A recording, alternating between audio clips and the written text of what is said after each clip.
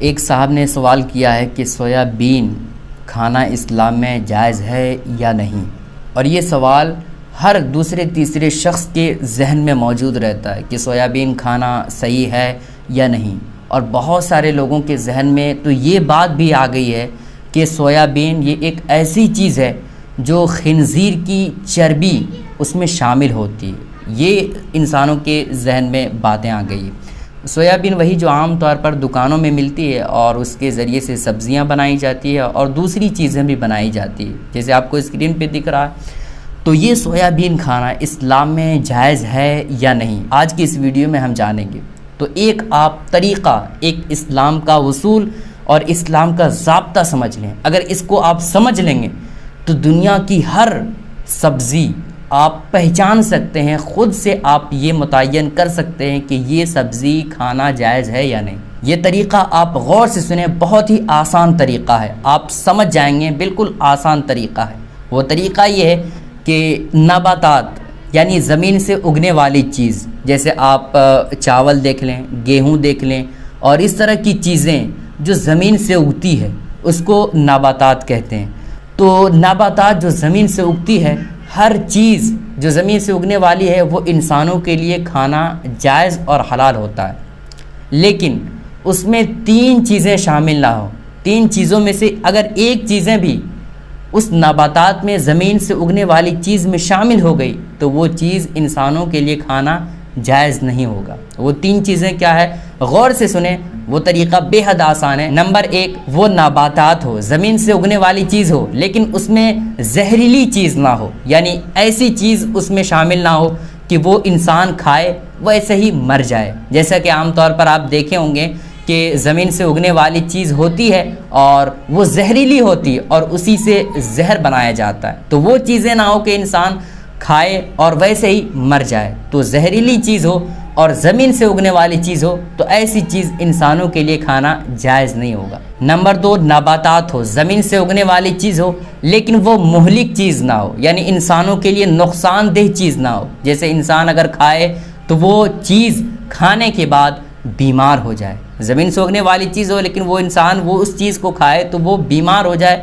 ایسی چیز نہ ہو۔ نمبر 3، نباتات ہو، زمین سے اگنے والی چیز ہو لیکن وہ ایسی چیز نہ ہو کہ انسان کھائے تو نشے کے عالم میں ہو جائے، نشہ آور چیز نہ ہو۔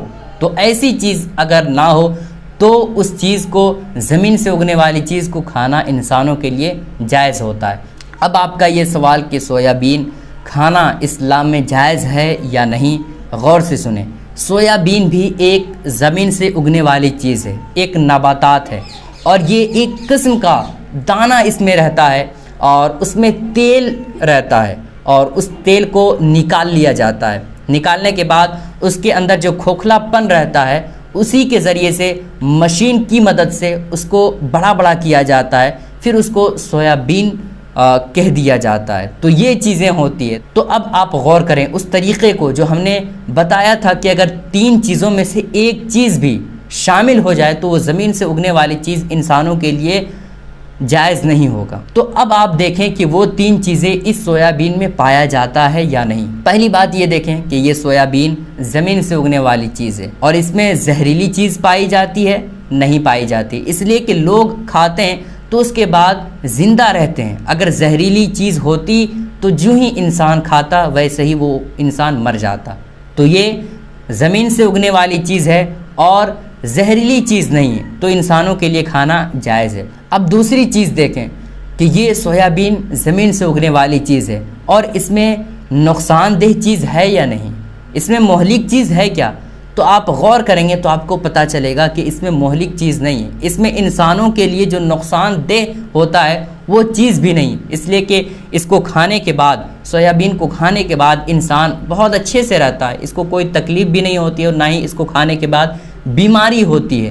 تو 2 چیزیں ہو گئی، اور تیسری چیز جو ہم نے آپ کو بتایا تھا وہ یہ کہ زمین سے اگنے والی چیز ہو اور اس کے اندر نشے والی چیز نہ ہو، نشہ آور چیز نہ ہو، تو ایسی صورت میں وہ زمین سے اگنے والی چیز کھانا جائز ہے۔ تو اب دیکھیں سویابین کو، یہ ایک ایسی چیز ہے جو زمین سے اگنے والی ہے اور اس میں نشے والی چیز بھی نہیں ہے، کیونکہ بہت سارے لوگ کھاتے ہیں اور کھانے کے بعد وہ صحیح رہتے ہیں بے ہوش نہیں ہوتے ہیں، اور نہ ہی شراب جس طرح سے انسان پیتا ہے اس طرح سے وہ نشے کے عالم میں رہتا ہے، بالکل صحیح رہتا ہے۔ تو یہ 3 چیزیں جو ہم نے آپ کو بتایا کہ وہ زہریلی چیزیں نہ ہو اور وہ انسانوں کے لیے نقصان دہ چیزیں نہ ہو، اور تیسری چیز جو ہم نے آپ کو بتایا وہ یہ کہ وہ نشے والی چیز نہ ہو، تو یہ 3 چیزیں اگر اس زمین سے اگنے والی چیز میں شامل نہ ہو، ان تینوں چیزوں میں سے ایک بھی، تو وہ چیزیں انسانوں کے لیے کھانا بالکل جائز ہے، بالکل درست ہے۔ اور یہ باتیں جو بہت سارے لوگ کہتے ہیں کہ خنزیر کی چربی یعنی سور کی چربی اس میں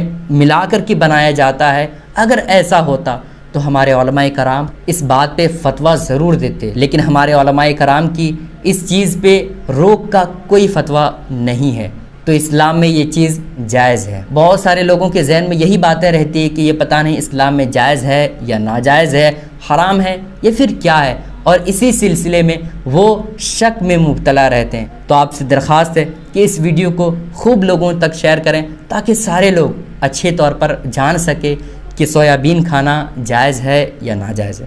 السلام علیکم ورحمۃ اللہ وبرکاتہ۔